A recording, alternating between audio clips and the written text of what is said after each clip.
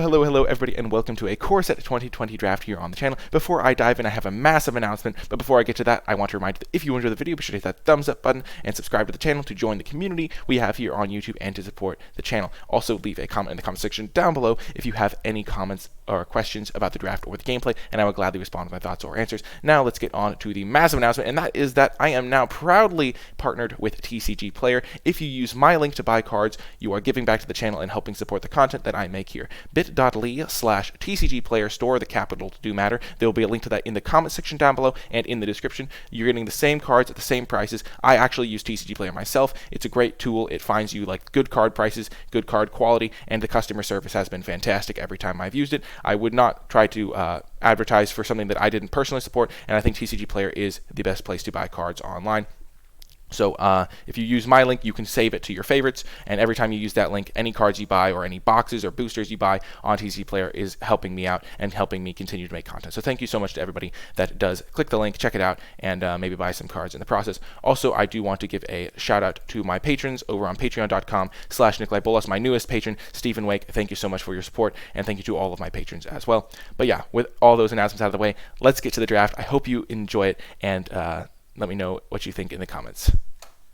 Starting things off, we have what is probably the best uncommon in the set, Chandra, Novice Pyromancer. She is, just very good. 4 mana, and you can oftentimes get a 2-for-1 with her. She really drastically changes the way the game plays out, because when you play her, you usually kill something the turn she comes down, then she's sitting there with 3 loyalty, and your opponent has to kill it that turn, or she'll probably kill another one of their creatures, and after that, the game, like, if she kills 2 of their creatures, it's pretty much just over, because she can just run away with the game all by herself. Also, her plus abilities, pretty relevant, like giving your elementals +2/+0. There's a lot of elementals running around, and I'm just overall a huge fan of Chandra, Novice Pyromancer. It's definitely the pick out of this pack, but other noteworthy cards include, Agonizing Siphon. This is probably the common that I would take out of the pack. 4 mana to deal 3 damage might not seem like a lot, but the fact that you gain life is also quite nice, and the creatures are relatively small in this format. Hey, Vic City, welcome to the stream. The creatures are relatively small in this format, and just, even though this is a sorcery and it might look inefficient, it just has a place in the format and does actually pretty well, and it's the common that I would take here. The rare is just not super good. There's not enough elementals that you can get with toughness less than... it has to be specifically less than, it can't be equal than less than, and there's not a ton of elementals that only have 1 toughness. Like, sure, you could get Risen Reef, but it's not, going to happen all that often, and overall, Thunderkin Awakener is not worth going for. Apostle of Purifying Light, even though protection from black might seem like super good, because protection in general is super good, white is just not really where I want to start in my drafts. The commons just aren't as good as the other colors. Commons is just not deep enough, so I generally need, a rare to get myself moving into white, and overall, I'd much rather start with Chandra, and then after that I would take Agonizing Siphon, and then pick 3 out of this pack. I would actually consider taking Pack Mastiff. I really do like Pack Mastiff. It's a 2-drop that's relevant in the late game. Works really well with Goblin Smuggler, which is the 3 mana 2/2 that can tap to give it unblockable if it has power 2 or less. So you can give it unblockable and then pump it up, and in the late game get in for 5 damage a turn, which is just a really nice combo. Griffin Protectors are pretty good common, but again, white isn't where I want to start. Unchained Berserker also has a nice little combo with Goblin Smuggler and is good against white decks. Unfortunately, the white decks aren't very common because people tend to avoid the color. And then Moat Piranha is just one last card I want to mention out of this pack. You don't just want to throw this into any deck, but if your deck has either a super good late game, you can't lose the late game, you have 5 bomb rares that are only good in the late game, then you can play Moat Piranha to help you get there. Or if you have a dedicated Flyers deck that's just only winning with Flyers and you just really need to stall the ground with something, Moat Piranhas can get there. But generally, you don't want to put it into a mid-range deck because sometimes your opponent's going to have a better late game than you, and you're not going to want a 2-drop that can't do anything. But here, pretty clear Chandra. Okay, and this pack has some interesting options in it. The rare is missing, so we don't get really any sense for the signals, and then the uncommons are not spectacular. I think Blood-Soaked Thirsty Aerialist is quite a good card, but it's not the type of uncommon that just screams, take me, take me, take me, like Chandra does. It is quite nice. There's a decent number of life gain synergies. The gain lands are in this format, which means the enter the battlefield tap lands that tap for 2 colors, and can gain you life when they interplay. If you do have those in your deck, you'll want to try and sequence those to pump your Bloodthirsty Aerialist if you have Aerialist in your hand. So if you have, let's say, 4 lands in your hand and a Bloodthirsty Aerialist in your opening hand, you might want to save your gain land and not just play it on turn 1 as you would in the default situation, because getting that counter is actually quite relevant. Gauntlets of Light, and so overall this card is quite good, and is definitely a card that I wouldn't mind picking and starting with. But in this pack there's also a Murder, which is just a very premium removal spell, and is definitely a card that I take over Bloodthirsty Aerialist this early in the draft, because removal is just really premium and you really want to get that early. The other uncommons, Fencing Ace, is just not exceptional. There's not a ton of ways to buff this up and make it insane. It's fine, but basically you can treat this as a 2/1 with a decent amount of upside. Gauntlets of Light is the card that I expect to wheel, but in certain decks it can really pull its weight. The real combo is going Daybreak Chaplain, which is the 2-mana 1/3 lifelinker, into Gauntlets of Light and then having a 5/5 attacking them on turn 3, and that is more potent than you might realize, especially if your opponents aren't ready for it. You can just kind of run them over, and it's definitely something you need to be aware of and something you should draft from time to time because this type of card will wheel and you can get them super late and have a really good deck based around it. Dawning Angel is the best white common in the pack. I think Griffin Protector is slightly better, but it's a pretty good white common. Like, they're kind of close in power level, but overall, the fact that this dies to shock and is overall just kind of a small body for 5 mana makes it not a card I'm super excited to play. Reduced to Ashes, it is the same color as my Chandra, but it's such a far step below the Murder that I think that even though Reduced to Ashes is the same color and does hit, like, pretty much kill everything you want to in the format, and the Exile can be relevant against things like Silverback Shaman, which is a 3 green for a 5/4 that dies and draws a card. I'm talking too fast, my bad. It dies and you draw a card. Reduced Ashes can stop that from drawing them a card because it exiles it, but overall Murder is just high enough power level that I'm going to take it over that. And then Winged Words is the best blue card in the pack. It's the only blue card in the pack, but it's a pretty solid blue common. It's one of the top 5 blue commons in my opinion. And overall, if you're playing a grindier blue deck, just drawing 2 cards pulls you ahead, and you can start to get into the late game, and Winged Words is just very good at doing that. But Murder is definitely the pick out of this pack. And then after that, I think I would take either Bloodthirsty Aerialist or Reduced to Ashes. I think I would go with Bloodthirsty Aerialist just because it's so powerful, and then I would go Reduced to Ashes just because it's clunkier, but it is the same color as my Chandra. And then I would take Winged Words, but Murder definitely the pick for me here. And we're starting to hone in on our colors maybe. We do really want to try to play red, because Chandra's really good, and Murder's like a card that's also pulling us towards black. Hey, welcome, No2H returns. Welcome. But Chandra's Outrage is the card that immediately jumps out to me from this pack. It's a very strong removal spell. A lot of the creatures in the format have 4 or less toughness. It kills basically everything you care about. It doesn't kill Mammoth Spider, importantly, and it doesn't kill Howling Giant, which is the 7-mana 5/5 that comes with 2/2s, but it kills a ton of the stuff you want, and for 4 mana that's pretty good, and the 2 damage to face is relevant, especially if you have things like Chandra's Spitfire in your deck, or you're just an aggressive deck in general. So Chandra's Outrage, quite good, and definitely the pick out of this pack, but especially because it goes in, solidifies me towards red, which I really want to play. Lavakin Brawler is also quite good, but it's much more replaceable than a removal spell, even though it has great synergy with Goblin Smuggler, which I mentioned earlier, and there's just a lot of elementals running around. Overall, you'd rather take a removal spell early because you can get creatures later, but it's harder to get removal late. Ancestral Blade is a very good uncommon. Also, the artwork on this card is just incredible. I didn't notice this at first, but there's a dragon twining its way around the blade. In the background, it's showing a dragon getting stabbed by a sword. So pretty fantastic artwork if you ask me, but yeah, hats off to Scott Murphy, I guess. But yeah, basically this card's really good because it's just a creature that also has relevance in the late game again, because you can just start throwing around that pump up, and it's really excellent to be able to do that. Anytime you have an early 2-drop that can be relevant late game, it's like Pack Mastiff is relevant in the late game, but Ancestral Blade, you can throw the +1/+1 onto your flyers, you can throw it onto your lifelink creatures, which gives you even more value from the +1/+1. You can just use for a lot of things, and Ancestral Blade is quite a good uncommon. If white weren't so bad, it would be much more appealing to take it early and draft around it. Woodland Champion, I view this as mostly a green-white-gold card because it only really thrives in the green-white decks, because that's where you have Raise the Alarm, you have things like Ancestral Blade more commonly, but Woodland Champion is pretty much, if you have 1 or 2 ways to make tokens in your green deck, say you have a not Feral Pup, what's it called? Young Pup, I don't know. Dang it! How can I not remember? I always forget the pup's name. The 2 green for a 0/1 that makes a 2/2 token when it comes into play. Woodland Champion, you'd only need 1 or 2 ways to trigger it to make it a good card in your deck. And then I think that I would take Woodland Champion over the Netcaster Spider because it's early enough to draft around it. Blade Brand's okay, but it's not a card that I'm Ferocious Pup, thank you so much, Vic City. Blade Brand is a card that I'm not afraid to play in my decks, but it's not a card I took early, and it really doesn't it's not insane or anything. So here I think my pick order. And then I had one quick note about Heart Piercer Bow. Heart Piercer Bow is there's a Heart Piercer Bow meta sometimes where you just play against a bunch of decks that just have 5 Heart Piercer Bows and Renowned Weaponsmiths. So sometimes you need to be aware of that on Arena. Sometimes you just face those decks, and but I don't think you should just throw Heart Piercer Bow into just a random deck. So in this pack, I go Chandra's Outrage, and then I think I go Lavakin Brawler, and then after that, I think I would go Woodland Champion, because I like playing red-green or black-green a decent amount, and then probably Netcaster Spider, and then the Ancestral Blade out of this pack. Okay, and now another pretty clear pick. I think Shock is the obvious pickup out of this pack. It's a cheap removal spell, and you really like having cheap removal when you have a Chandra, because if you can keep the board clear, hey, there he is, the ferocious pup. If you can keep the board clear before you play your Chandra, then it's just much more powerful. And also, Shock is just premium. You can kill a lot of things. It can kill some smaller flyers. It can kill like even relatively expensive cards. Die to it, like the Dawning Angel we just showed. The 5-mana 3/2 dies to it. There's a decent number of cards you can just kill with it. So Shock is definitely the pick out of this pack. I think Scampering Scorcher is good, especially with Chandra, because that just adds 9 power to the board. But it is a 4-drop. I already have a decent number of expensive cards, and just getting cheap interactive spells is super good. The first Destructive Digger is actually pretty good as well. It doesn't work as well in multiples, but having one copy in your deck means that your red deck, which typically might not have a great late game, is going to have a way to draw some extra cards in the late game, get through those extra lands, and find the spells that really matter to push through those last points of damage. Aerial Assault is one of the better white commons, which is kind of sad because it's not an insane card or anything. The fact that you have to get hit by the creature before you can kill it isn't the best, but killing the creature and maybe gaining a couple life can be pretty good, and it kills like any sized creature. So that is a pretty solid card, and definitely a card I play in my white decks. It's just not a great card overall, especially when compared to things like Shock, so I'm not going to take it super highly here. Befuddles is like a fine 23rd card. You don't really like to play it too much, so I'm not really looking at that type of card. And then Mammoth Spider is just a pretty solid green card. I think in this pack I go Shock, and then Scampering Scorcher just because of the Chandra synergy, and then Destructive Digger because I really want to solidify myself into one color here, and then I would take the Mammoth Spider here, and then I would take Aerial Assault. So again, you can kind of see the pattern. I take like the strong cards in my red, then I take the strong cards in like green or black, kind of, and then I take the white cards after that.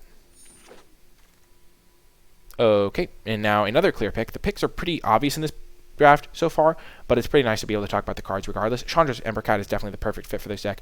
Not only does it solidify me into red further, and it can ramp out my Chandra because it taps for a elemental or a Chandra planeswalker, it's just a nice 2-drop. It can attack, it can block, it can just do good stuff, and having good 2-drops is important for any limited deck, and it's overall just a very solid card. Dragon Mage is a bit too expensive to be good. 7 mana, even for a 5/5 flyer, is just a little bit underrated, especially because it just dies to something like a Murder, or sometimes they'll just have a Pacifism for it, or something like that. Pacifism, of course, is 1 and a white for an aura that is in, that makes the creature unable to attack or block. So that's like a removal spell. But yeah, Dragon Mage is just too expensive. Octoprophet is like a solid creature. The Scry 2 is more relevant than you might think. Like, it actually does come up and is relevant. Like, you play this on turn 4, and then you can scry into your good cards. You can scry to find it at 5th land if you really need to, or you can get rid of lands. I actually am a pretty, like, Octoprophet is just a solid 4-drop, but you generally don't need to prioritize 4-drops because there's just a large number of them. In this pack, I think actually the second best card is probably the Sedge Scorpion, and like, just because it helps you block early. If I was in a red-green deck, it would help me protect for my Chandra. It also works really well with Rabid Bite, which is another green common, which is 1 and a green for your creature to deal damage to a creature your opponent controls. It's at sorcery speed, and because Sedge Scorpion has Death Touch, any damage it does will kill the creature, so you can use that as a nice little combo. In this pack, I think my pick order goes Chandra's Embercat, and then Sedge Scorpion, because I think I'm slightly more likely to be red-green than blue-red, and I already have a decent number of 4-drops, so I don't need to prioritize things like Octoprophet. But I think I go Chandra's Embercat, then Sedge Scorpion, then Octoprophet, and then I think I would actually take the Daybreak Chaplain, because remember, we did see that Gauntlets of Light earlier in the pack, and I'm pretty confident that that might wheel, so I could potentially build towards a red-white, like, Gauntlets deck. That being said, if I do end up in red-white, I could wheel the Daybreak Chaplain from this pack potentially anyway and get it with like 3 cards left in the pack. I wouldn't be too confident on that, but I'm not worried about getting cards like Daybreak Chaplain. So easy Embercat here. I really like getting into one color pretty heavily, and so far we have been able to do so. Now this pack kind of wants to push me towards white because the best card in the pack is Raise the Alarm, and I think it's by a pretty decent margin as well.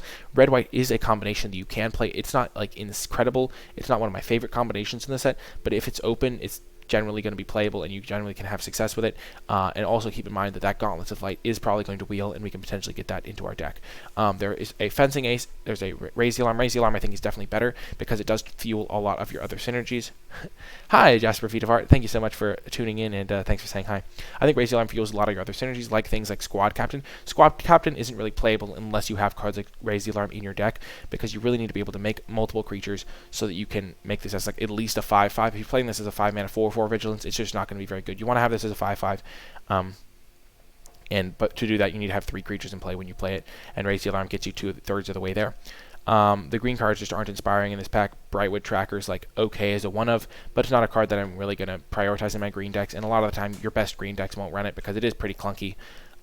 Glaring Aegis is not a white card I'm happy to play. Fencing Ace, not really happy to play either, but we'll just take the Raise the Alarm, see where it leads us. We could just still just commit heavily to red and then see what happens pack 2.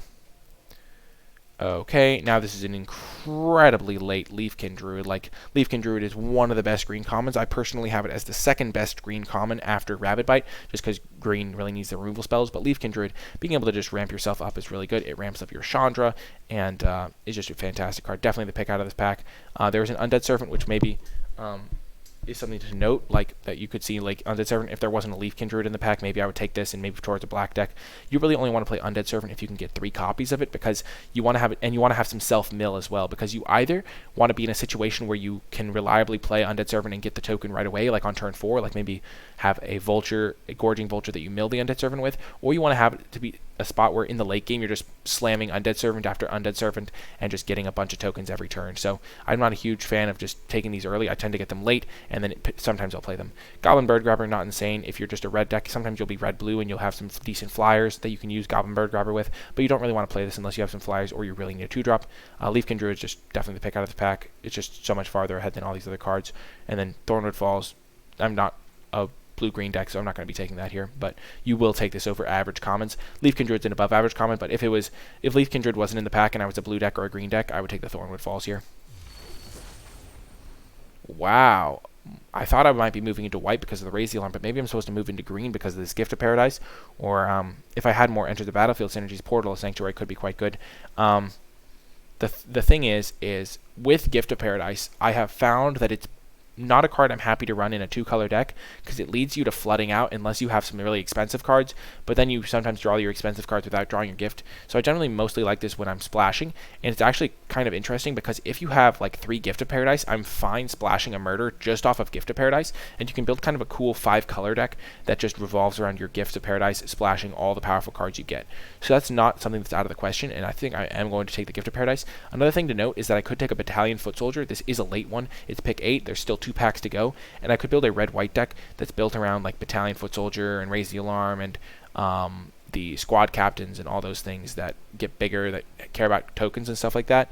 And so I think Battalion Foot Soldier is a consideration here as well. I don't think there's enough reason to move into blue for Portal of Sanctuary. I don't have any combos with it right now, and it is kind of a card you want to have a lot of combos with before it becomes good. Sorcerer of the Fang is a playable card, but not a card I'm excited by, so I think I'd rather just move into potentially a interesting green splash deck with the Gift of Paradise here, and red-green elementals is a nice place for Chandra and the Ember Cat and Leafkin Druid and all these cards that I already have. So I think the pick for me is Gift of Paradise and then Battalion Foot Soldier, and then I'd probably take Sorcerer of the Fang and then Blade Brand and then Portal. So yeah. Now we can just take a Thicket Crasher. There's really not a ton here. Bone to Ash is a card you can play like 1 copy of, but it's not great because it's very easy to play around, and a lot of the time if your opponent does play around it, even unintentionally, you can just get completely blown out. So for example, if you pass turn 4 and you hold up your Bone to Ash because you didn't want to just play your 2-drop, you'd rather try to spend all of your mana, and your opponent just happens to cast, say, a Chandra instead of a 4-drop creature, or they happen to cast a removal spell, or they happen to cast a Gift of Paradise to ramp, or they just do anything that's not a creature spell, you just get wrecked. And if your opponent can see that you're holding up 4 mana and you have like 5 cards in hand, they can oftentimes read you for a Bone to Ash, especially in games 2 and 3, which isn't as relevant in best of 1, but even like just people can kind of see a Bone to Ash coming, and they're not going to walk into it with their best cards. So Bone to Ash is not a card I'm a huge fan of. I think in this pack I'd go Thicket Crasher and then Fathom Fleet Cutthroat, just because I could still be in black, but I think Thicket Crasher is a fine card and works with elemental synergies that I might get. Here I'm going to take the Gauntlets of Light. It's just a higher upside card. I do have some green cards. I'm looking to play green-red right now, but Gauntlets of Light can kind of fuel its own archetypes if you can get enough copies of it. I think I'd rather have 2 or 3 copies before I move towards that archetype, but I'm really not a fan of Greenwood Sentinel or the Anvil Rot Raptor, so I'm just going to take the Gauntlets here and speculate on that a little bit. And now a Heart Piercer Bow is a fine place to be. There's also 3 black cards in the pack, so maybe I could speculate on maybe pick one of those up. Of these 3 black cards, I think Sanitarium Skeleton is probably the best if I end up in a red-black deck, because you can sometimes end up with some sacrifice synergies, and Sanitarium Skeleton can be important for those. So I think I'm going to take the Sanitarium Skeleton over the Heart Piercer Bow, because I'm not going to be siding in a Heart Piercer Bow, and I'm not in a blue deck, so I can't get Weaponsmiths. Now, Ferocious Pup, pretty late. Maybe play that if I get some Woodland Champions. And now I guess I'll check Unholy Indenture. Important to note, Unholy Indenture can target your opponent's creatures, but it's still not good, even though that is something you can do. Is like kill their creature and then take it, because there's like unsummon in the format.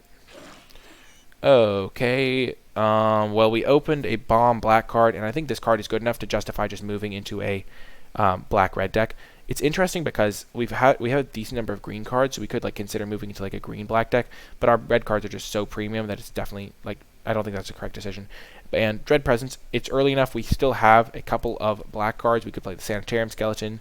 So I think it's worth taking Dread Presence just because when you play this card, you can just kind of single-handedly win the game with it. There is a lot of removal in this format, I have found, so that especially the ones that Dread Presence dies to. It dies to pretty much everything. It doesn't die to Shock, but it dies to like most of the time Rabid Bite. It'll die to Chandra's Outrage. It dies to Murder. It doesn't die to Pacifism really because you mostly care about the effect. But it dies to a lot of the removal spells, so you need to be careful with it. But I think it's a very powerful card and definitely something that's worth building around. And even though black wasn't open pack 1 super much, like a lot of black wasn't that open, it might just be because there weren't good black cards open, because we did see a lot of late black cards at the end there. And also keep in mind that if black wasn't open pack 1, it's relatively likely to be open pack 2, because if I wasn't seeing any black cards, the guy to my left isn't going to be seeing any black cards, so that means he's probably not in black, so he's going to be passing me all the black cards, so I can sometimes get hooked up in pack 2. If I wasn't going to be taking Dread Presence here, I think I would probably take the Leafkin Druid and move back towards my green-red deck, just because Leafkin Druid can really be a nice component for a ramp deck. Having 2 Leafkin Druids and a Gift of Paradise could be quite nice. Other cards, Rapacious Dragon's relatively solid. Just a 3/3 flyer for 5 is already a fine place to be in this format. Evasion is just pretty nice for breaking through board stalls, and it can help facilitate splashes. Like, I could play a green-red deck and use Rapacious Dragon also to splash Murder. But Dread Presence is going to be my pick here. And now we get to pick up this Meteor Golem, get towards a nice little, I don't know, Meteor Golem is just quite good, and because it just gets you a 2-for-1 every single time. If you can recur it and start playing it again, it's really nice. A 3/3 body is pretty solid in this format. A lot of the 4-drops are 3/3s. Overall, pretty happy to get a Meteor Golem. Creeping Trailblazer would be interesting if I hadn't just picked up a Dread Presence, because I am really trying to play black at this point, and even though Creeping Trailblazer is nice, it also doesn't really fit as well in a deck that wants Leafkin Druids and Gift of Paradise for splashing and stuff like that. You kind of want this in a more aggressive base deck, the type of deck that runs Scorch Spitter, because if you go Scorch Spitter into Creeping Trailblazer into like what's a 3-drop elemental off the top of my head? Dang. Oh, I can only think of the uncommon one, the Overgrowth Elemental, which is the 3-mana 3/2, but just pretty much any 3-drop elemental or 3-drop like a Goblin Smuggler or something like that. You kind of want this in a more aggressive beatdown deck. Spitfire, good thought, Vic City. More 3-drop elementals, but yeah. But yeah, Meteor Golem's just going to be great in my red-black deck, and pretty much just any deck at all. Ferocious Spitter. No, it's Scorch Spitter. Other cards that are noteworthy, there's a Raise the Alarm, but I'm not moving towards the white deck anymore. I don't think Salvager of Ruin is very good, because the 3-mana 2/1 is just too small, and it's just very slow to return a permanent from your graveyard to your hand, and it's very situational, and overall not a card I'm super excited by. So, but yeah, hopefully the Soul Salvage wheels, or I get a Soul Salvage later, because that does work well with Dread Presence and kind of grinding the opponent out. But we're going to take the Meteor Golem here. And now we can maybe pick up a Blood-Soaked Altar. This could be nice, especially if we get some disposable creatures. We already have a Sanitarium Skeleton, which it works well with. I don't know if I'm actually going to take it, though. There's an Agonizing Siphon for more removal. There's a Soul Salvage also. And, yeah, so I'm going to move my green cards out of here, because they're kind of clunking things up. And I still think my red cards are worth running here, because they are quite powerful. So this is my deck right now. I have like 1, 2, 3. I don't have any insane green cards in the sideboard. I think here I'm going to take the Agonizing Siphon just for some more removal spells, help me get to the late game, and I'll probably pick up a Soul Salvage, one of these on the wheel. So Ruling Drake's not a card I've been very impressed by. It's just too small to be impactful. You'll sideboard it in against red decks, but other than that, not great. Boreal Elemental is quite powerful, but we're not looking to play blue here. We didn't really see that much blue pack 1, and there's no really reason to switch pack 2 when we have a good card like Agonizing Siphon to take for our deck. I don't think we have quite enough creatures to go with the Blood-Soaked Altar, though I might end up with enough Sanitarium Skeletons. You kind of want to have 2 skeletons and like a decent number of fodder creatures. Like, you want to be in black-green ideally, because you then have Ferocious Puppets and stuff like that. But I think I'm just going to take the Agonizing Siphon here, and be pretty pleased with that. And now we have another tricky pick. Bloodthirsty Aerialist is a great card, especially with things like Agonizing Siphon and Dread Presence, which can gain you life. There's no really other obvious synergies right now, but then there's also just a second Agonizing Siphon in this pack. We're not really looking to move out of our taking black cards pattern here. We already have 1, 2, 3, 4 drops though, and we do need some early cards and 3-drops, so I think I am going to actually take the Bloodthirsty Aerialist. I'm not afraid of having another double black card here because I am trying to play a heavy black deck thanks to my Dread Presence. So if I have to run 10 swamps, I'm fine with that, especially because it looks like red is kind of drying up this pack. So I think I'm going to take the Bloodthirsty Aerialist here over a second Agonizing Siphon, just because this card is very powerful on its own and I need 3-drop creatures. We haven't seen any good red cards. I agree. That is true for sure.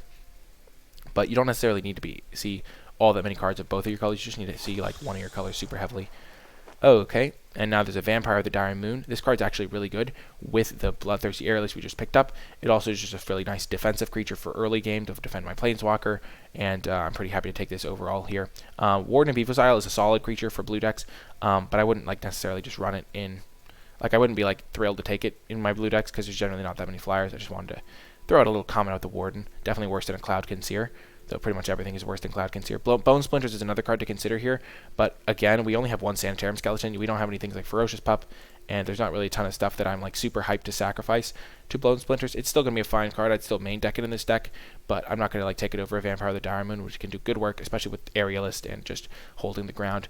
I think after Vampire, I would take Bone Splinters, and then I would take Evolving Wilds, and then I'd take Blood Burglar. I think Blood Burglar can be pretty solid, especially in red-black, because red-black decks sometimes end up with Goblin Smuggler shenanigans, because you have Goblin Smuggler plus Blood Burglar, and Goblin Smuggler plus Audacious Thief, and that can be some pretty nice combos, because Audacious Thief is, of course, I say of course like it's obvious, but Audacious Thief is 2 in a black for a 2/2, that when it attacks, you lose a life and draw a card, and Goblin Smuggler, as I already said, is the 2 in a red for the 2/2 that can tap and give a creature with 2 or less power unblockable, and it has haste. The Goblin Smuggler has haste. So you can basically use that combo with the Blood Burglar or with an Audacious Thief to get in some damage really effectively. Okay, and as I speak of Goblin Smuggler, here he comes. But I think here we're just going to take more removal spells, though it is kind of close. This is a nice like effect to have. Goblin Smuggler can like have good combos in a black-red deck. It can get through your like any Audacious Thieves we pick up pack 3. It can also get through Blood Burglars, so we might just take that. We have 1, 2, 3, 4 removal spells, 5 removal spells already, so maybe we don't want to overload on removal and we'd rather get some synergy pieces. It's kind of hard to have too much removal in limited, though, just because it's just removal is great. So I think I am just going to take the Reduced to Ashes here and maybe get the Goblin Smuggler later. We're not like super aggressive. We're more of a controlling deck that relies on Dread Presence and Chandras, and hopefully we can get a Soul Salvage to get some more value. And as I was speaking of Gauntlets of Light earlier, if we had been more of a red deck in this pack instead of moving heavily into black, we could have gotten the second Gauntlets here and then moved into building around it. That being said, we're just going to take Fathomfleet Cutthroat here. If not, we might take Fry here. There's some worlds where you can main deck Fry, like if you get a Keldon Raider or 2, and it is a pretty decent card. Like, you don't love main decking it, but sometimes you're short on playables. I guess Fathomfleet Cutthroat's more of a main deck card. The only reason it's kind of close for me here is because I already have 1, 2, 3, 4, like 4 drops. I guess I can play a 5th one in a pinch, so I guess I'll just take that. Wow, this pack is hard. I mean, the cards that jump to mind, I mean, obviously, I'm not going to really talk about the cards that aren't my colors, but Pack Massive is a card that I like a ton. It's just a great 2-drop, has good synergy, and I don't really have that many 2-drops here. I have 1 2-drop and a couple 1-drops, but Pack Massive is just fantastic. On the other hand, Gorging Vulture, I don't have a ton of 3-drops either. I have 2 3-drops, and Gorging Vulture can really fuel a lot of what you want to do. Like, if you have a Soul Salvage or 2, Gorging Vulture can really fuel your graveyard early in the game without you having to trade off all of the creatures to actually get that value, and so Gorging Vulture is just a fantastic addition to this type of deck. I think because I'm not as aggressive, I don't need to prioritize 2-drops as much, and so I could get away with running only 4 2-drops in this deck. It doesn't look like I'm going to end up with like 5 or 6, and you really need 6 2-drops to consider yourself an aggressive deck because you just need to have that critical mass. I actually wouldn't even mind Bloodfell Caves in this deck because I have the Bloodthirsty Aerialist, and I have some decently heavy color requirements like the Chandra's Outrage and the Murders and Bloodthirsty Aerialist, so I wouldn't mind having a Bloodfell Caves, but keep in mind that every non-swamp I put in my deck is a cost with the Dread Presence, so running this as a black source is not as good, even though I would still run it for sure. So I think here I'm actually going to land on Gorging Vulture, even though earlier on I would probably take Pack Mastiff, just because I think in this build draft I'm more of a mid-range deck rather than an aggressive deck. And I know that in Limited you're never really truly an aggressive deck because you can always kind of play different games based on what you have. But in this draft in particular, I'm not going to be trying to curve out on my opponent. I have a 7-drop here, I have a lot of removal spells, and I'm just going to take the Gorging Vulture and try to help me set up some synergies with maybe Soul Salvages or even Undead Servant. I'll just take this here, take a speculative pick here, and if I can end up with enough of them, I can maybe play it. That being said, I'm not super optimistic because I do have 4-drops already, so we'll just take it because there's nothing really else. But keep in mind, there's a Daybreak Chaplain here for that potential red-white deck that we could have maybe built. We would have had a couple gauntlets and we would have had the Daybreak, but I mean that just didn't come together. But that's why you take speculative picks like gauntlets, because sometimes they get there. And the Soul Salvage did come back. I am happy as a peach. I don't know if that's how the saying goes, but oh man, now there's another tricky pick. Happy as a clam. Thank you. From out of the blue comes the quote correction. I love it. I needed that. I'm going to take a sip of water. Tricky pick. I think I'd rather have a second Soul Salvage than a second Undead Servant. I think I really want to have a lot of Undead Servants before I play them. And I already have a ton of 4-drops. Like if you look at my curve has got to be pretty terrible. But I only have 1, 2, 3, 4, 5, 6, 7, 8 creatures right now, and Sandstorm Skeleton doesn't really count, so I only really have 7 creatures to get back with the Soul Salvage, so maybe I just want the Undead Servant, though I have too many 4-drops. I think I'm just going to take the Soul Salvage, because if I get a couple more Vultures, I might play it. And I don't think I'm going to go for the Undead Servant thing. Here, I'll just take Blade Brand. Blood Burglar came back perfect, as I hoped. And Sorcerer came back, that's nice. Good for my more mid-range deck. Wow, we really kind of got there on 2-drops at the end there. Okie doke. So in this pack, there is a Temple of Triumph, which is still a consideration, even though I am going to be a red-black deck, just because a land that scries is super powerful, because in the late game it can scry away other lands, in the early game it can find you lands. Just a very good effect, and something that I would play even in my red-black deck here. I'm much happier to play this than a black scry land, because the black scry land, of course, interferes with my Dread Presence, which only cares about swamps, but I would still probably play it. I'm not 100% sure. I think I would, though. But Temple of Triumph is a great card. There's also Reduce to Ashes, which is just a nice removal spell. I do like Reduce to Ashes, but I already have one. I have 1, 2. I'm going to count this. 3, kind of 4, 5, 6, 7. I have a ton of removal in this deck, and I don't really need another clunker removal spell. I think I'll just take the Temple of Triumph, because when you can take a draft pick for a land, this is just an important concept. When you use a draft pick on a land, you're using more picks than your opponents are using, which gives you an additional edge, because the difference between Temple of Triumph and a basic mountain is huge. It's just a massive difference, a huge improvement in my deck versus the difference between maybe a Reduced to Ashes versus my next best card. Even though this is probably going to be like 17th best card or my 15th best card out of my 23 cards in my non-lands. Reduced to Ashes versus the next best card is not going to be as big of a swing as Temple of Triumph versus my next best card, because I'm still going to be playing an actual spell in the Reduced to Ashes slot, whereas playing a basic mountain just feels a lot worse. So I actually am going to take the Temple of Triumph here. And hope. Yeah, I know I'm definitely going to play it. Wow, and now we get all the goodies and more. So we're not going to... So first of all, Blood for Bones is one to consider. We only have one way to self-mill, which is this Gorging Vulture, but you can just play Blood for Bones in your normal decks, and it's just great value. If you can return a Meteor Golem to play, it's just disgusting.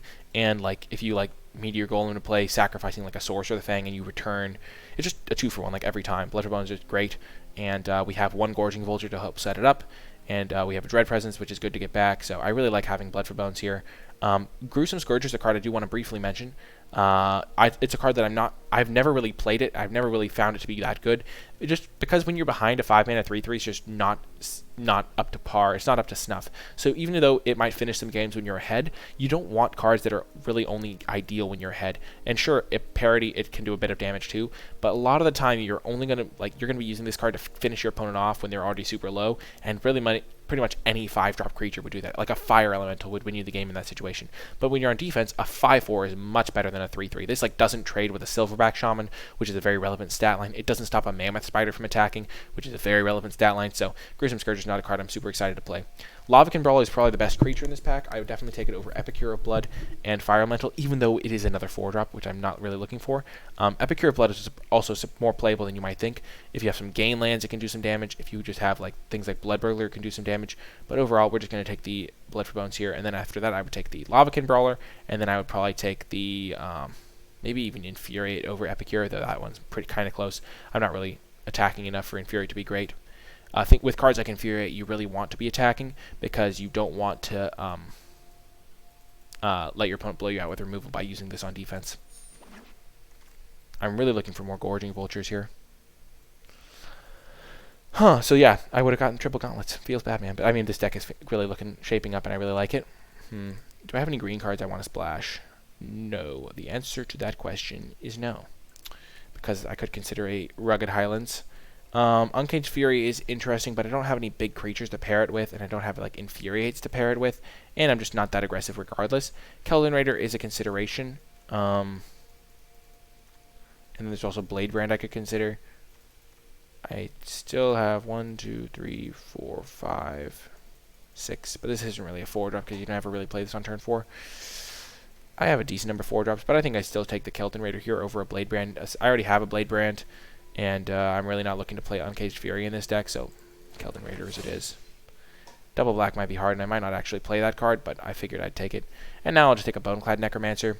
It's 5 mana for usually a 5/5 worth of stats, spread across 2 bodies, which is just pretty solid. I do think Wolf Rider Saddle is a pretty good card, but obviously we're not playing green. It's just I wanted to mention that this card is pretty good. It might even be better than it looks. 4 mana for a 3/3, you're like, eh. But the fact that you can like then equip it later is just really good. These Living Weapon style cards, which is named after a mechanic from, I believe... Dang, somebody's going to really wreck me in the comment section if I don't know this. But it's not really fair for me to know this because I wasn't playing then. I think this effect was from... I know it's from Mirrodin Block somewhere. I think it was Darksteel. I'm going to go with Darksteel. Or maybe Scars of Mirrodin. Oh, Scars of Mirrodin. That could definitely be it. Dang, I really don't know. But no, maybe it was the second one in Scars of Mirrodin. What was that one called? Okay. That was a bit of a rant. I don't know what it's called. That's old sets. But something on Mirrodin. But Living Weapon was basically a creature that came into play automatically equipped to a equipment. And Wolf Rider Saddle is kind of like that. And so it's just very good. 4 mana for a 3/3 is really like okay. And then the fact that you can then equip the things to other things and the equipment to other creatures. And also that the upside of not only being able to be blocked by one creature means that if you put it on something like a Vorse Claw, it just does a lot of work. So here we're going to take the Boneclad Necromancer. But yeah, the other cards definitely are fine options. Since if you are in different colors. And now we could take a Blight Beetle just to build our collection, get an uncommon into the mix, fill our vault a little bit faster. We're not really going to be playing Prismite. We don't need a second Keldon Raider, so yeah, I'm just going to take the Blight Beetle. I don't like main decking this card. It's just not good enough. Not high enough power level. Oh man, this is tricky. I think the pick here is between Destructive Digger and Bone Splinters. I'm not really in the market for a second Boneclad Necromancer. I don't have enough sacrifice outlets for Active Treason to be good. I do already have a ton of removal, which makes Bone Splinters less appealing to me, and I do want to have more creatures and more ways to win in the late game, so I think Destructive Digger is going to be my pick, but Bone Splinters is definitely a solid option. But yeah, I'm going to take the Destructive Digger. And now Dismal Backwater. We're not splashing blue, but there's nothing in this pack for us. We're not playing Barony Vampire, it's just not high enough power level, and we're not splashing any of these cards, and we're not playing Marauder's Axe because we don't really have enough creatures to support it. And I guess we'll take Barony Vampire now. And at this point, we're just going to take uncommons to fill our vaults quicker. And then these cards are making our deck. Sorcerer of the Fang might, though. I don't really want to play multiple copies, but I'll take it and consider it. Epicure came back. Nice. I'm definitely going to take Epicure over a Gruesome Scourger. What could have been, alas. Take a Blade Brand.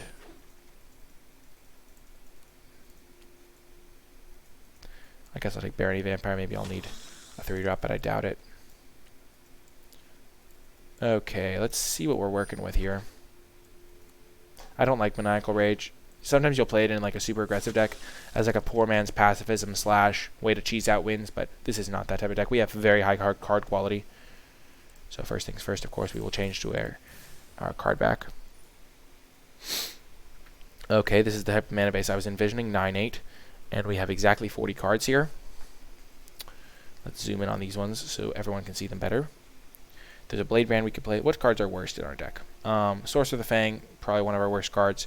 Blood Burglar, probably one of our worst cards because we're not super aggressive. Blade Brand, probably not a great fit. We might not need the second Soul Salvage, especially with a Blood for Bones. I like cutting Soul Salvage when we have Blood for Bones as well. We have a lot of 4-drops. We could cut one of those.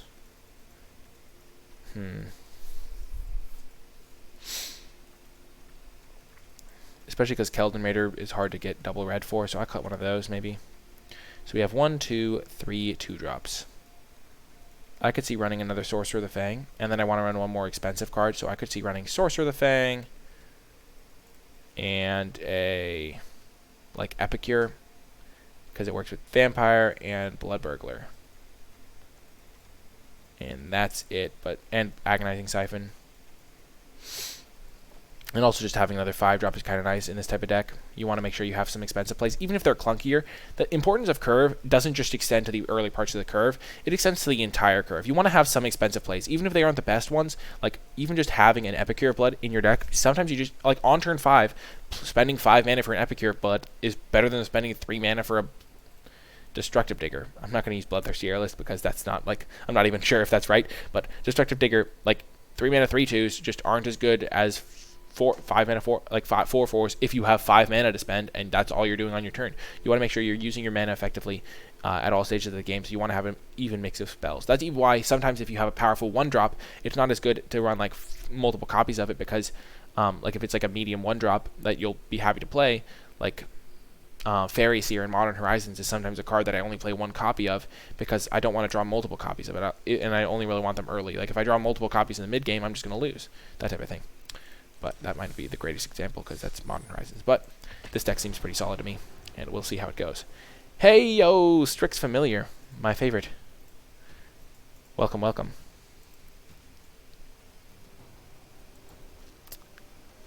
Oh, I did injure my hand, Vic City. You guys missed out on the drama. I guess everyone gets to know now. I almost cut my finger off yesterday, making a bagel, if you must know. And yeah, that was fun. So, exciting stuff. Okay, we're definitely going to keep this. The Scryland's actually looking pretty interesting here. It has been a long time. It has. Good to see you, amigo. Yeah, Vic City. I didn't cut my finger off, as evidenced by the fact that it's still here, but... oh, nice. So here I think we are going to lead with Temple of Triumph. We're not in a rush to get our cards out, but we can maybe double spell with a Vampire plus a Shock, and we will definitely keep a land on top here.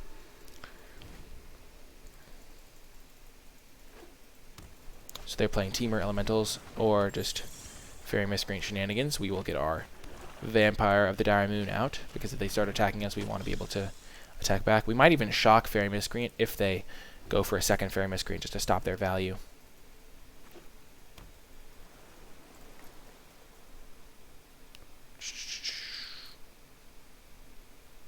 Okay. And now we will just play our Destructive Digger. I don't mind playing the Vampire instead of the Sanitarium Skeleton. I like just having it out here. It makes it so they don't attack me. I'd rather not trade 1 point of damage for 1 point of damage because I'm a pretty good late game deck. Okay. Wolf Rider's Saddle. So in a blue deck, they wouldn't really have a way to kill Dread Presence. So against certain color combinations, I would just run out this Dread Presence. But because I kind of have a lot of options here, I might just hold on to it and then try to play it when I have a Swamp backup.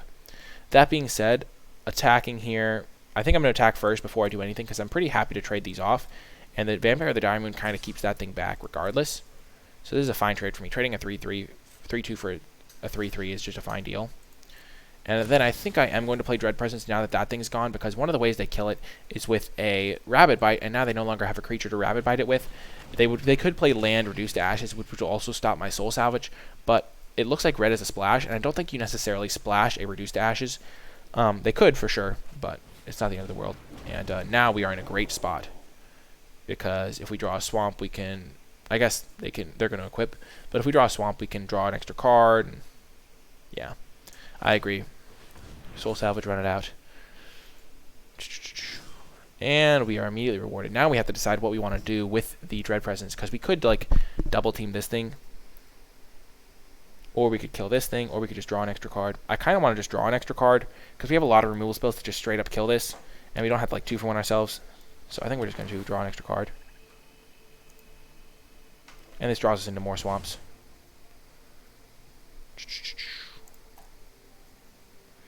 Then I kind of want to just kill the fairy miscreant so I can... I don't really need to attack, I guess.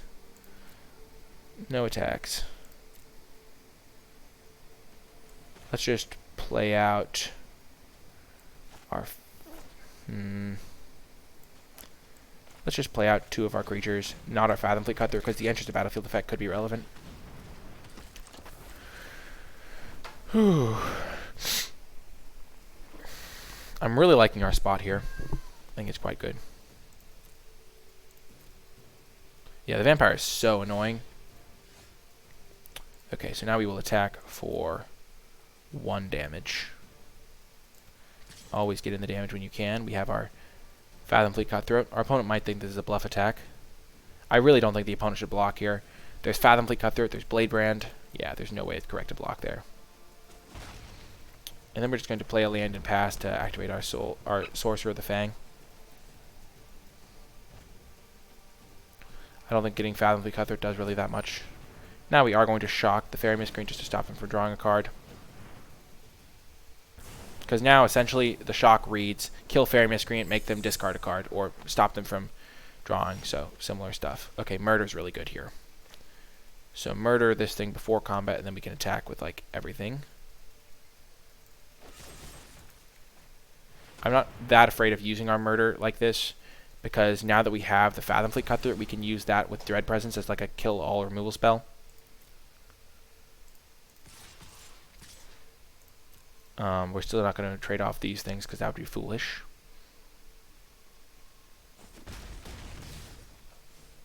And then we'll just pass. We don't have any... we have 1 creature, but we aren't going to just throw out our Soul Salvage. Okay. Okay. Lavakin Brawler, sure. Okay, yeah, we'll just kill it. Okay, so one thing to keep in mind is you always want to be holding up the right color of mana. So here it was going to auto tap and leave me with red open, which is actually the correct color to hold up because Infuri is in this set. And if I hold up 1 black mana, there's nothing to represent. In green, you can represent Might of the Masses.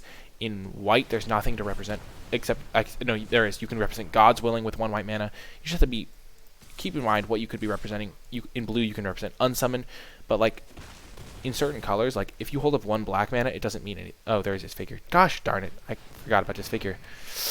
Good point, Fix City. Okay, so here I wouldn't mind drawing a swamp, but we are just going to just telegraph our Fathom Fleet Cutthroat, but it doesn't really matter.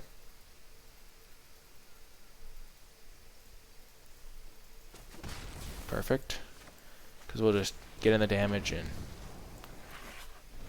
The fewer cards we have in hand, the harder it gets to play around stuff. But I guess there is something in every color. Rats. Oh gosh. Dang it! Couldn't this have been a swamp? Okay, so we are just going to attack with everything now, except our 1 mana 1/1 Death Toucher. I think.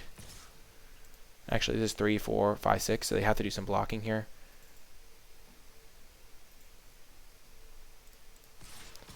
I kind of want to just attack with everything now. We kind of want to get back Destructive Digger, though, so we want to get back Dread Presence and Destructive Digger when we cast this Soul Salvage. So let's just attack with very expendable creatures and our Dread Presence here. So yeah, this is going to work out for us. We're willing to take a little bit of a hit on value here to just kill this Attempsis before it can get going too far. See here, it was going to tap me out of black. We don't want that.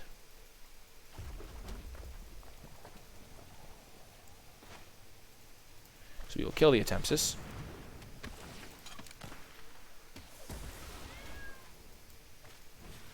Then we will get back our Destructive Digger and our Dread Presence. So we sacrificed the Chandra's Embercat, but then we got the value back with our Fathom Fleet Cutthroat. But yeah, back to the point about the Holy to Mana holding up. Oh. Aha, second Attempsis. I see. You are truly wise, opponent. You possess great wisdom. Gosh darn it. Here we can't really do anything. We just have to let them get their value with Attempsis. But we will get to start drawing extra cards.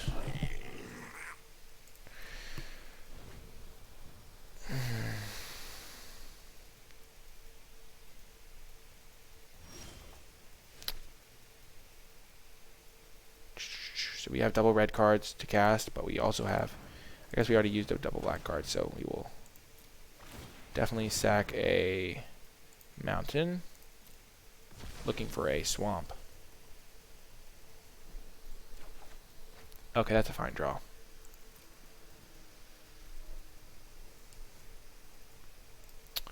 Three.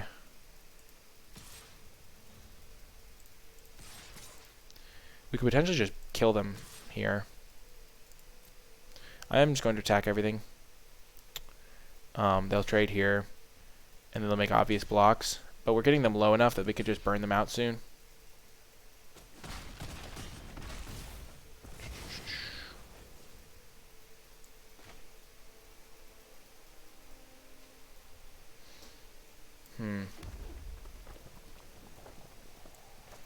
So the question is it better to just kill the Attempsis or go for lethal? And I think the answer is go for lethal here. We still have outs even if this doesn't work. We could just draw a Chandra to get the last 2 points of damage in, or Chandra's Outrage. But Sorcerer of the Fang is also just lethal.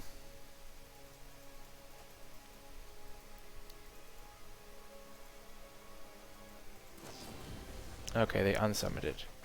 So they bought themselves some time. But we are drawing multiple cards a turn to take towards our outs. Shock would also potentially be an out. Getting a Blood for Bones again is an out.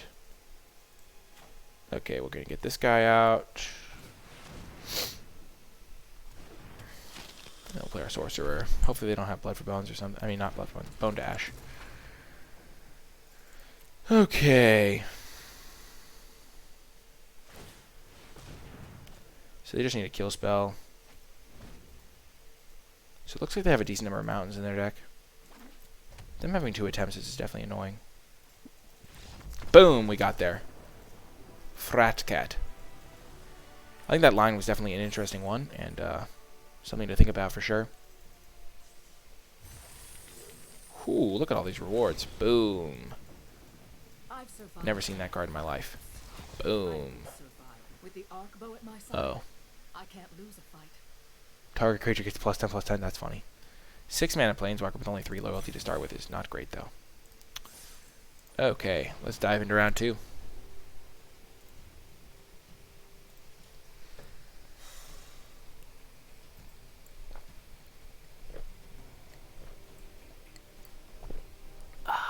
Refreshing water from the tap. A la tap.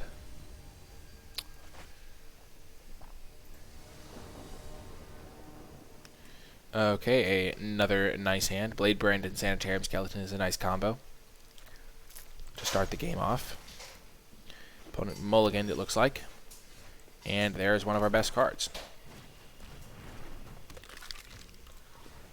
We shall make our avatar the appropriate color for the deck we are playing. And now we will attack first. Aw, thanks, bro. He got me some water. And then we will play our 2-drop. We are curving out with our 1-powered beatdowns, because we are the greatest. And that is how greatness works, is you just play 1-powered creatures. Okay.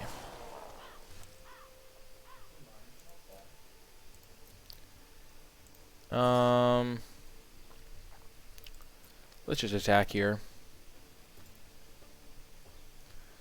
Like, I kind of want to get down Bloodthirsty Airless, but I kind of want to kill Scuttlemutt too so they can't ramp out a 5-drop. Because they don't give me the option. So we had a good fail case plan here. Also, drawing a card to get to my 4-drops is also nice. Especially because these ones kind of gain me life to make this bigger. So we're playing against all the green cards. Okay, I'm pretty happy with how this is turning out. It's shaping up nicely. I'm definitely going to attack with everything here, because I want to draw another land with my Blade Brand. It even rhymes.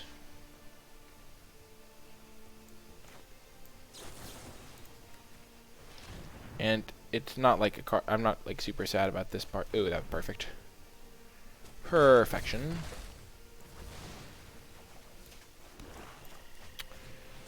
Our 1-power beatdowns continue.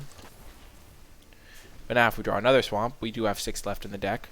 We can get some decent value. Kill a Scuttlemutt or something like that. Ooh, okay. So here, I think we just Agonizing Siphon the Scuttlemutt so they have less mana to work with. Huh. We could just play the Dread Presence. They are, again, a green deck, and they can't really kill it right now. That actually strikes me as pretty appealing. But obviously going to attack first. Just getting a 3/3 into play seems good. And we have Blood for Bones to get it back if we ever need it. It's important to try and get as big of a board presence as possible before you play your removal spells. Geez, that's a little bit irritating. Just the sizing on that doesn't work out super well for me. Not convenient. And Murder is right on cue. I think we will murder this. 4/4 is pretty sizable. And we can kill most things with Agonizing Siphon.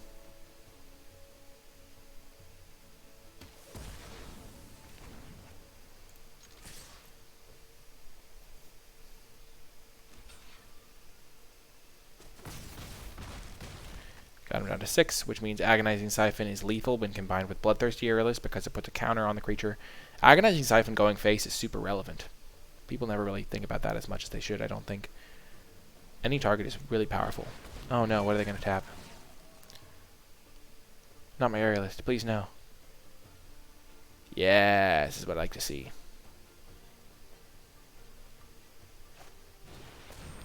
No!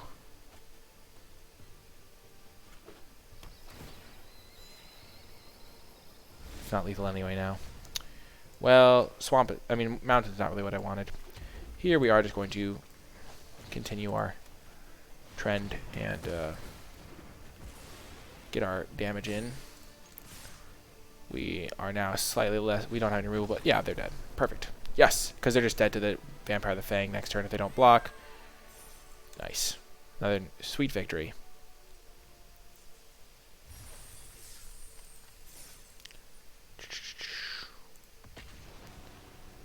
We shall continue. We are now 2-0.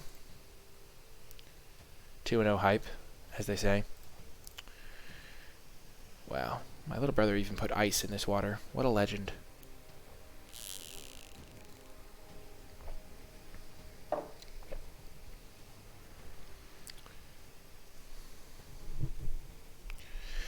Where is the opponent? Clearly they are afraid of our mighty black-red deck. Currently 2-0. Always feels good. We have found Pistol P. Prepare to meet your doom, Pistol P. This is a great hand. Oh my gosh, on the play too. This hand, I can basically guarantee victory with this hand. Unless they shock our Chandra's Embercat, which they would probably shock this thing, so our Chandra's Embercat is probably safe. If I had played a swamp there, I would have been so sad. Attack before you play your creatures, just general good practice. Unless you have a reason to use your first main phase, it's generally better to not. Don't be afraid to use your first main phase, but oh my god. Oh no, you're a monster, opponent. You're a monster.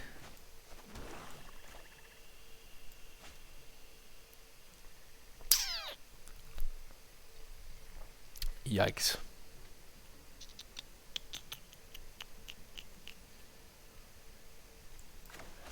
That is brutal.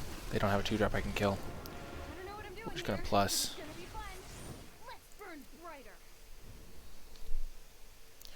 If they attack our Chandra, we might just let it take a hit of point of damage.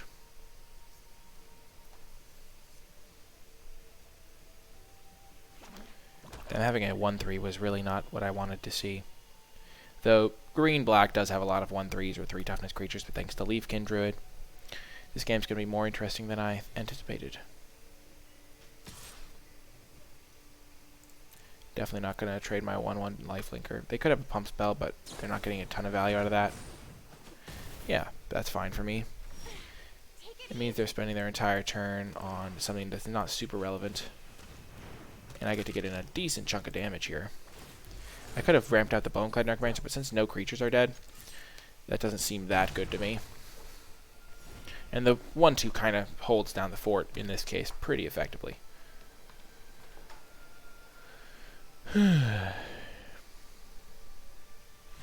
They concede, yeah. Brutal. They just can't play a lot of their cards, probably. Nice. We have promoted. We are in Gold 1.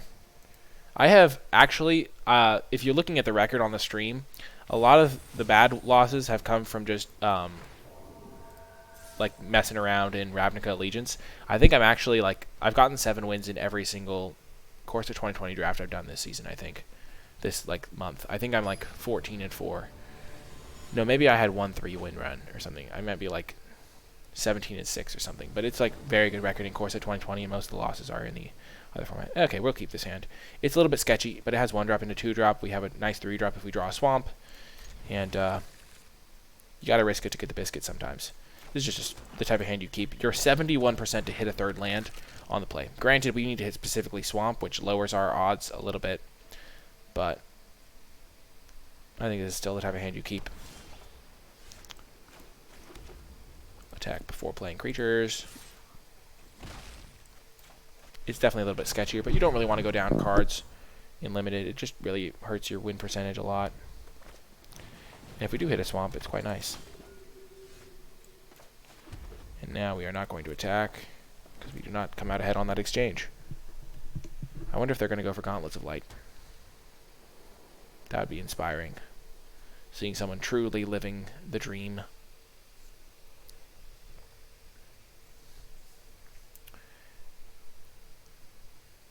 If I had Gauntlets of Light and I was them, I would probably go for it. Are they going to give unblockable? That is a respectable decision. And now we have to decide what we're going to do. I think we just play Bloodthirsty Aerialist here. Like, attack with both. For sure. And I don't really want to just Agonizing Siphon this. I'm just going to play the Aerialist. Because then we can grow it with our Agonizing Siphon.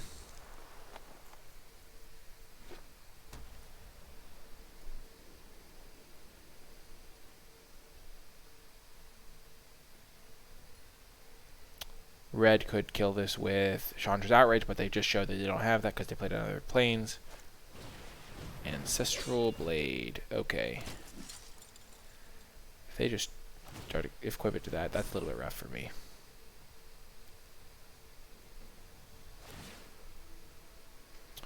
Okay, so they're gaining 2 life a turn and hitting me for 2 every turn. But I can just still reduce dashes this if I need to. But I think I'm just going to kill the Goblin Smuggler. Ooh, that's a nice draw. I'm going to kill the Goblin Smuggler here so I can grow this.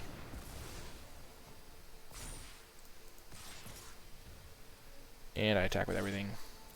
I can't block this profitably, so I'm not going to even try. I should have done that post-combat with the... No, I want to do it pre-combat. Doing things pre-combat so I can get that extra damage in. Okay, and now there's a Dawning Angel. So I think I actually am going to kill... The Daybreak Chaplain gaining him 2 life every turn is really irritating. Okay, that was a fine draw. So now... I think I just attack with everything.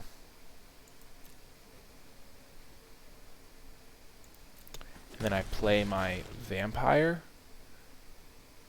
Or I can play Fathom. I'm going to play Fathom Fleet. I don't get a ton of value from it, but it can hold back the Daybreak Chaplain kind of on defense. And it's just very mana efficient. Mana efficiency is something you cannot overstate the importance of. The Vampire doesn't attack well. They'll just hold back their Soldier.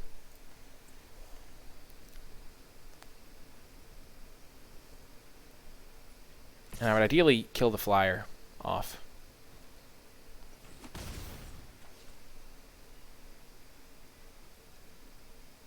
With my removal. Okay. So they have a bunch of 1/1s to use with this thing, so I'm going to be holding back on defense for the most part. Okay. So let us attack with our Aerialist.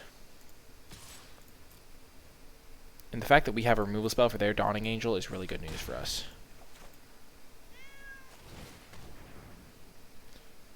We're not going to use it right now. Okay, I hope they don't have an Inspired Charge. Because that would be bad. Or an Inspiring Captain. Please no, opponent. Please no. Please no. Okay, they're moving it over. That's fine. We kind of want to save our unconditional removal. Okay. So now we're going to use either Murder or Reduce Dashes, depending on what we draw here on this flyer. And then we're going to kill the other flyer. Well, that's a bummer that they just moved that. But such is the way. We're going to... Actually, we can get fancy for our next one and use our Chandra. We can like tap, tap, tap, tap, minus her to get mana. No, we can't use that right now. We're just going to kill Dawning Angel. And then attack. And we are in pretty good shape this game.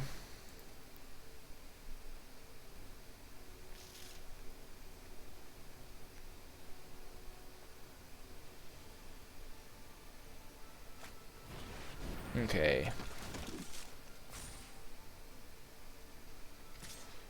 I don't know why they didn't equip first. Because they could have equipped and then equipped to something else.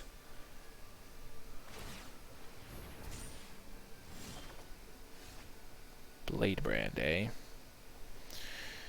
So I think I'm going to play the Chandra here.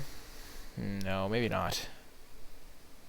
I could just Chandra Plus to get ready for Reduced Ashes the next turn.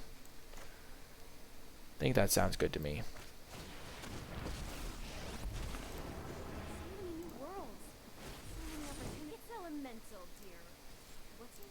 Because I really want to Reduced Ashes this flyer. Because it's kind of a problem. And also, yeah, Blade Brand doesn't really do much for me right now.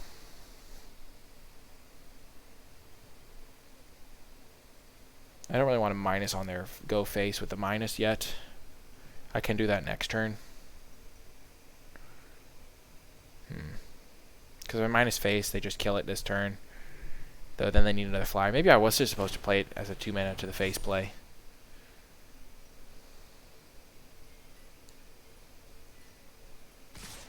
They all attack Chandra.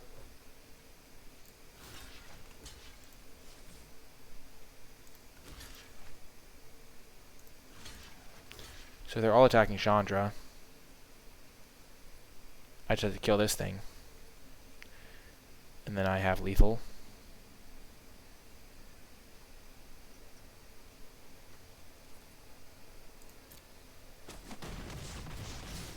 Okay. So they no longer have blockers. So that's good. Not exactly sure if that was what the ideal play was. Everything at Chandra. But sometimes you gotta do what you gotta do. So if I draw a land to kill their Unchained Berserker. Yeah, they're just dead. Yeah. Because they take 3, 4, 5 no matter what. Yeah, that was a ambitious attack, to say the least. But Chandra's kind of scary, so can't say I blame them completely. But, I mean, that was very ambitious. Like, Chandra! Yikes. I mean, we all do that type of thing. They could have just misclicked as well.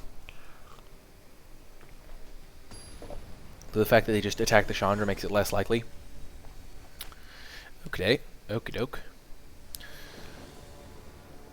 And another great hand. We are on the play, as all champions are born on the play.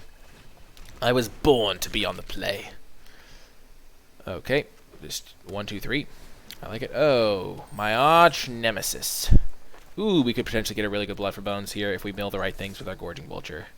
We can even sack a skeleton. Okay, this is where we pray that they don't have 2 more of that. This land artwork is actually quite nice. Cerulean Drake. Nice.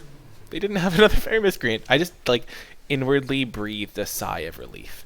Like, you folks have no idea how much of an inward sigh there was right there. In that moment, there was a sigh, such that it is hard to describe. Mill my Meteor Golem. Oh, man, no Meteor Golem. But we did hit 2 creatures, so we gained 2 life. And also Shock was kind of an irrelevant draw in this spot. Soul Salvage wasn't great either. So we can get back. I'm not blocking here. I'm suspicious. We're kind of winning the race, so... Okay. Oh, nice. So here, I think... We could Fathom Fleet Cutthroat this thing by sacrificing a Sanitarium Skeleton. And then what we would get back? I think we just Agonizing Siphon here. Because they might play something bigger. And now we have a target for our Boneclad Necromancer to exile, and all that good stuff. Yeah, this is much better. This is so much better.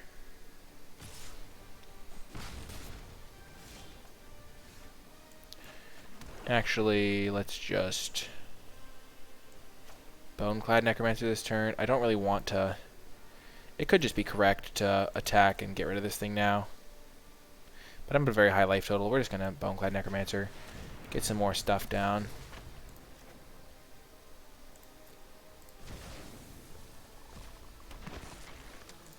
And now next turn we can Boneclad this, get back a Fathomfleet Cutthroat, and whatever creature we sacrifice, probably the Gorging Vulture or Boneclad.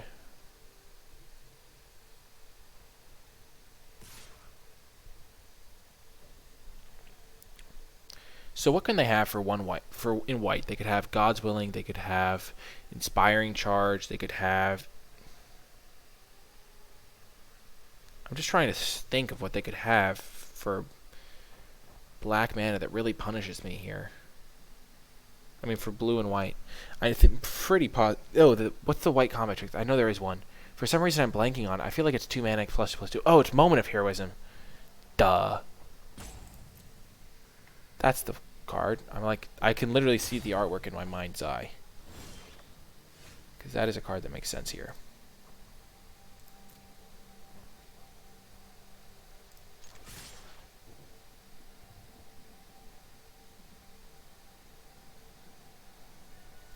Let's go. I think just attacking with everything here and then using our Blood for Bones to get back a Fathomfleet Cutthroat is pretty good. So they have the... Oh, they have Raise the Alarm. Okay. Interesting.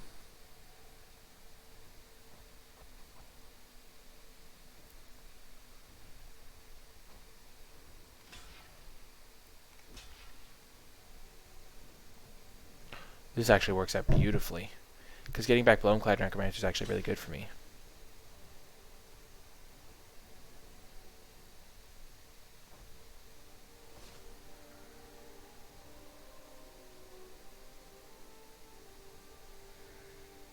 Because they're going to use Moment of Heroism here, I guess.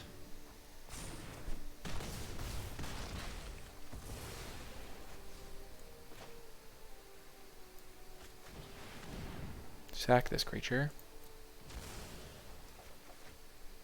Return to the battlefield. Fathomfleet Cutthroat. Return to hand Boneclad Necromancer. This will kill the Griffin Protector. And they did have Moment of Heroism, which we played around last turn correctly. And they do not have a ton of power out, so we are fine shape here. Okie doke. Let us attack everyone. We're fine if they make this trade. Generally, trading one big creature for a couple smaller creatures isn't that good, but when it's a 2/2 for 2 1/1s, that's kind of like a fine spot to be. Especially because we have another one. Unless they Bone Dash it. Feels bad, man. I don't really play around Bone Dash there because they could just be whiffing on cards. So, and we will play our land here because we do have a skeleton which will use our mana pretty effectively. Boreal Elemental, okay. Okay, I see you. Nice. Get destroyed. Absolutely perfect top deck. That probably is the best draw in our deck. And now Sorcerer of the Fang is lethal next turn. Life is good. That is what you call an ultimate skill top deck. Because it was clearly something that I planned out from the beginning of the game. Oh man, that's hilarious. And I have a second Sorcerer of the Fang if they do have like some bounce spell, so I can just get both into play. Let's just do that immediately. I don't think there's anything that they could have, but I don't want to give them an opportunity to respond or do something weird. Nice. This deck is definitely performing well. Whoa, we're level 50. Nice. In the little mastery system. 5-0, you know, no big deal. Just a day in the life. Oh, man.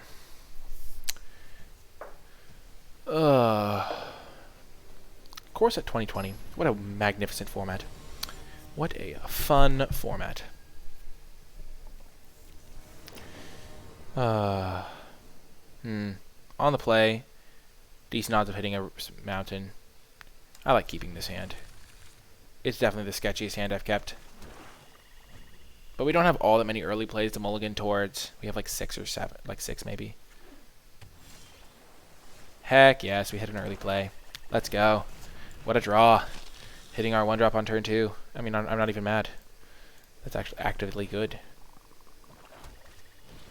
Vial. Aw, it's going to kill it. At least it will fuel my Boneclad Necromancer.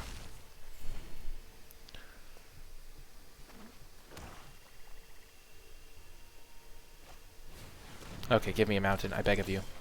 Heck yes. Magic is such an easy game, folks. Have you ever noticed that Magic is like the easiest game? Yes! Oh, sweet mountain. I am so pleased. I'm so happy. And next turn we can minus this Chandra to play a oh yeah, Meteor Golem ahead of schedule. Get rid of the Tomebound Lich.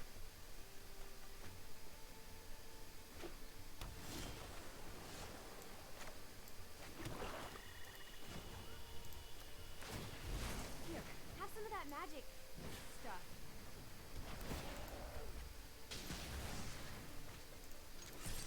And Epicure Blood makes this thing hit for like double damage, and we still have a shock on a stick right here.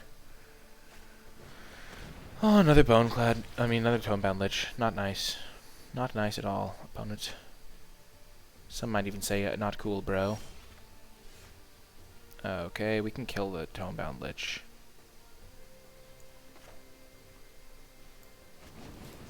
I actually like using my Fathom Fleet Cutthroat here. I like to keep my Chandra around.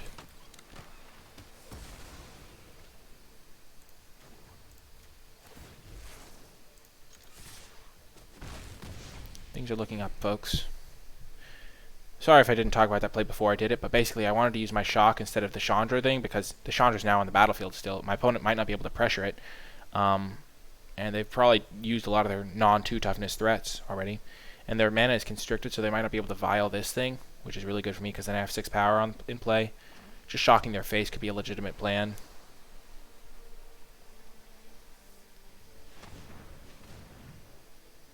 And if they play something like an Air Elemental, I can still attack with impunity. Warden of Evil's Isle? Sure. Winged Words, nice. So yeah, I'm just in excellent shape here. Definitely just shocking. Playing the Epicure. It's slightly less power than the Boneclad, but I do get to get that extra damage in, thanks to the Vampire. So I think it's good. And also having a 4/4 is really nice, because 4/4 matches up pretty well against everything that a black-blue deck could do. And that's the victory. Nice. Man, we're going to be 1 game short of platinum if we win this last one. But man, that's crazy. That is insane. That is insanity.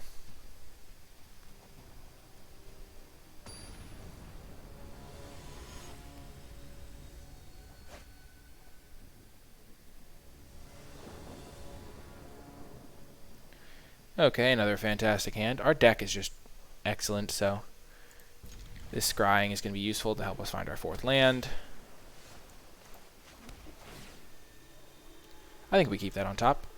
We don't really care if our 4th land is a swamp, because we just want swamps after our 4th land. Playing against blue-black. Grindborn Cutthroat. That will probably die to our Dread Presence at some point.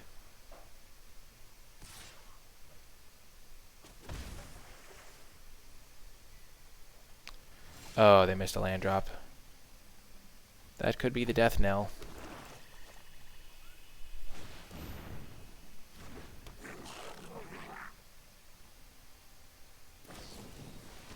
Okay, so Blade Brand. It still dies to Dread Presence. Blue-black is a deck that I generally won't run Dread Presence out, just on turn 4. Okay, so they hit it. We'll just trade here.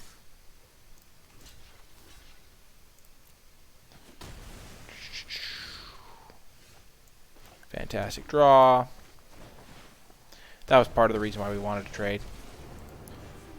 Also, just keeping the board clear makes it easier to just do things. We have a soul salvage to get it back, so we're not really worried either way. And now if we draw a swamp, we can play Dread Presence. So 8 of our land draws are also actively good. Oh my gosh. Just give me that swamp. Okay, doesn't really matter.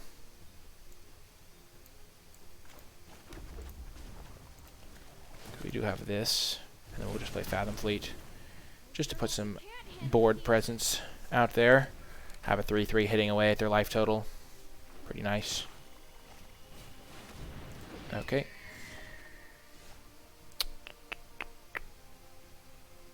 So, we can just use this Chandra for mana, and Chandra's Outrage this, which I think is the play, because we can't stop this otherwise. I think we'll actually use... Do we want to use Reduced Ashes here? It's close for sure. This is more mana efficient.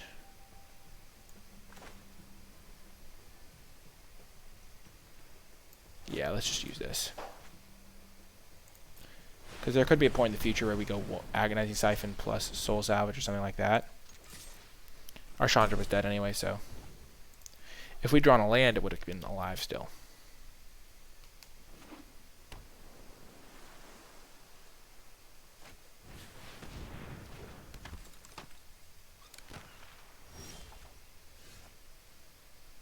Okay, so now we have 2 options. We can just Agonizing Siphon, but I don't think we would play the Swamp then. And then there's just using the Dread Presence.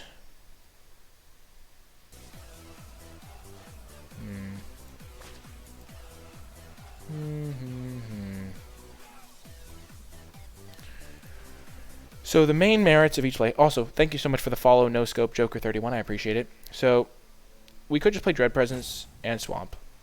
And then we would have 4, 5, 6 lands in play, and we could maybe double spell the following turn. Getting that value engine rolling seems pretty good to me. Do we want to just trade off Fathom Fleet Cutthroats? I think that's a fine trade for us. We can just trade off Fathom Fleet Cutthroats. And then just start drawing extra cards with our Dread Presence. We don't have a second Swamp, but we're going to still have a Hill Giant in play at the end of this ordeal. And we have a very clear board, so they can't like make us lose life. And now we're in great shape. That was a fantastic draw, that extra swamp. So I don't think we're going to play the swamp until we potentially Dread Presence back, get our Dread Presence back. Okay, Soul Salvage for a couple cards. Pretty decent value there.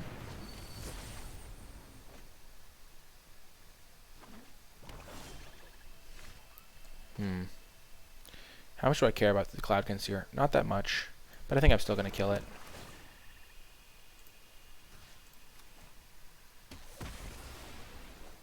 Because that's just really good value, and it's more mana efficient. You never know what you're going to draw when you draw into stuff, so... I think then I just Soul Salvage. What do I have in my graveyard? I have Destructive Digger and Fathom Fleet. Those seem like fine cards to get back. Even though I would like to save it for this thing, I don't have any extra swamps right now. And getting an extra 3 power on the board seems really good. So I have 4 7 mana this turn, so I could use this plus this next turn. So I'm just going to play the Fathom Fleet Cutthroat. Because even though this might be better if I wanted to sack lands, I still have pretty decent usage for my lands. Oh, Villas. I see. Well, regret. Immediately. Huh. I have 5 points of burn that they don't really know about.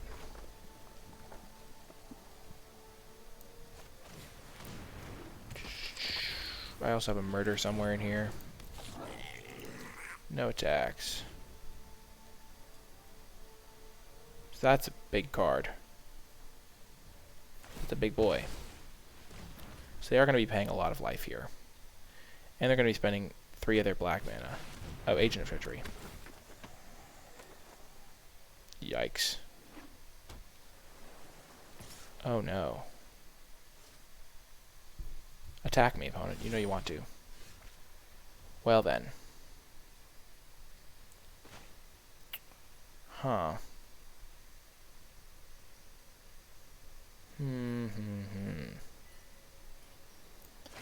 So I can like 3-for-1 myself to kill Villas, which I think is what I'm going to do.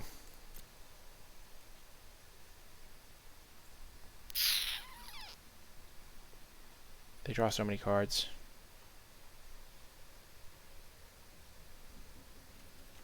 So they're a functional 8 life.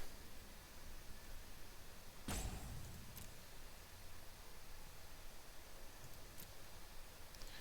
think I'm just going to hope that they don't draw anything. And I'm going to Sorcerer the Fang them. Like if they draw a Swamp, I lose. Because they just gain 2 life.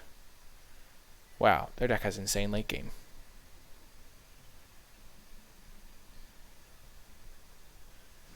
Yeah, Swamp is real bad. Hopefully they pay a life, because then they draw 2 cards.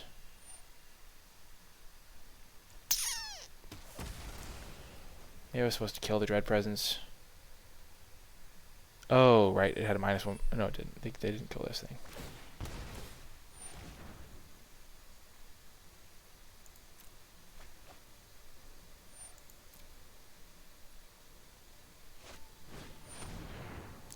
It's not damage, so it doesn't kill that.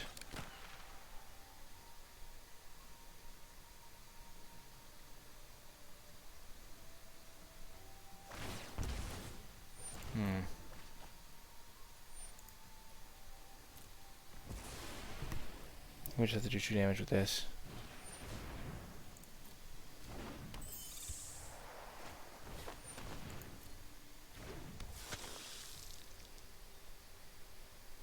If they don't attack here, they could deck. So they have 10 cards left. If I draw a Shock here,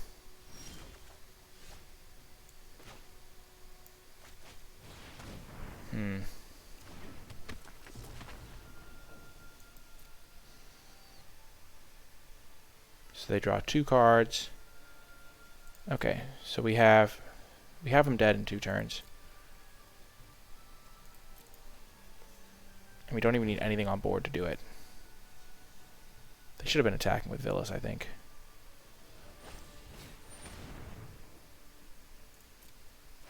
We can just chump block with everything. Oh my gosh, they have their own?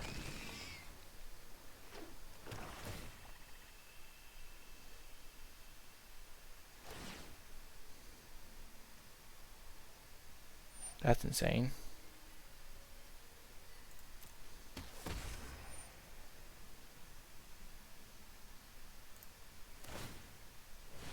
I guess I'll use it now. I'm on the decking them plan.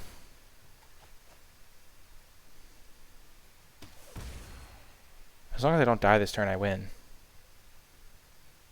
I don't think they can kill me.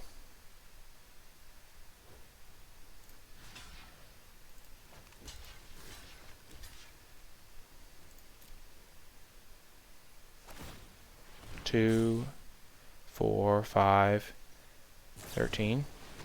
Sure. You're drawing more cards, make my life easier, a friend. Oh my gosh. We got there! Holy heck. Well, that's funny. That is the downside of Villas.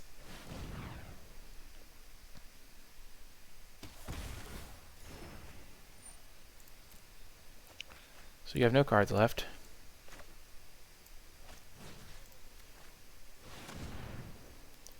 And they're dead. What a game! What a way to get 7 wins. What a way. That's insane. Oh my goodness. Wow. Well, if you did enjoy this video and made it all the way till the end, let me know by saying hashtag Villas Greed or hashtag Epic7 in the comment section down below. Epic7 is a good one. Hashtag Epic7 in the comment section down below to let me know you made it all the way to the end of the video. Remember to hit that thumbs up button, subscribe to the channel to further join our community. And if you would like to further support the channel, be sure to check out the Patreon. Patreon.com/NicolaiBolas is a great place to go to support the channel, and I really appreciate everyone that helps me continue to make content. So thank you so much for that, and I'll see you in my next video.